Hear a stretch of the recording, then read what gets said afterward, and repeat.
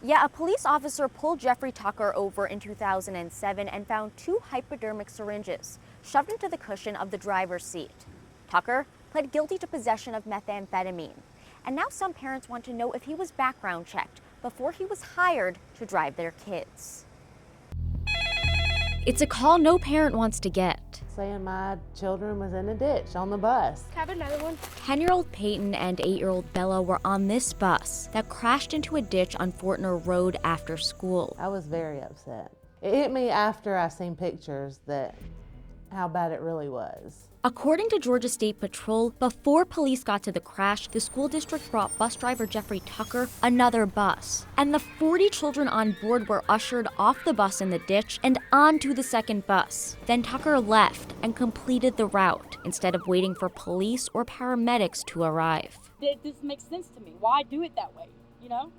Why go about it that way? Because y'all were covering your butts. We had the same questions as that mom, whose young daughter was also on the bus. So we asked the school district for its bus driver policies, including post-crash procedures. According to their transportation manual, if involved in an accident, notification of EMS and law enforcement may be required. Do you think the school system needs to be held accountable? Absolutely. It might not be their fault that the driver wrecked, but there should have been better screenings at the beginning.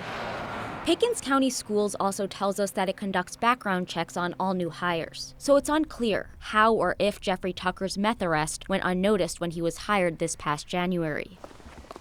Atlanta News First tried to reach Tucker multiple times, even stopping by his home.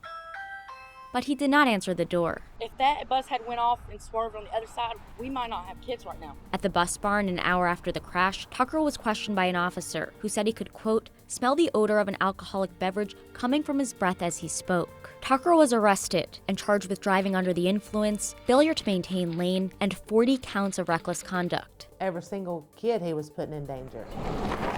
Atlanta News First wanted to see the footage from inside the bus to see if there were signs of visual impairment.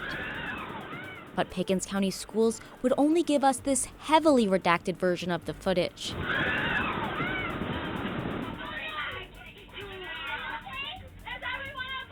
The audio paints a chaotic picture of the moments before, during, and after the crash.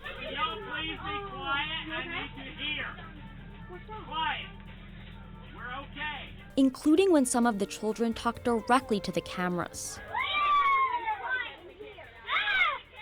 Help us!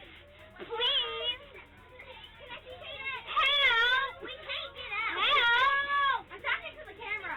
Help us, please! Just days after the crash, another Pickens County bus driver, Tammy DeSerbo, was also arrested and charged with DUI. According to that incident report, she was driving her personal car after finishing her morning bus route. Pickens County Schools Superintendent Tony Young denied our multiple requests for an interview, telling us in a statement that the district has begun reviewing their, quote, bus-related policies, procedures, and protocols with staff and outside consultants, which will lead to additional training and guidance. They hate riding the bus. Like, it's hard to get them on the bus.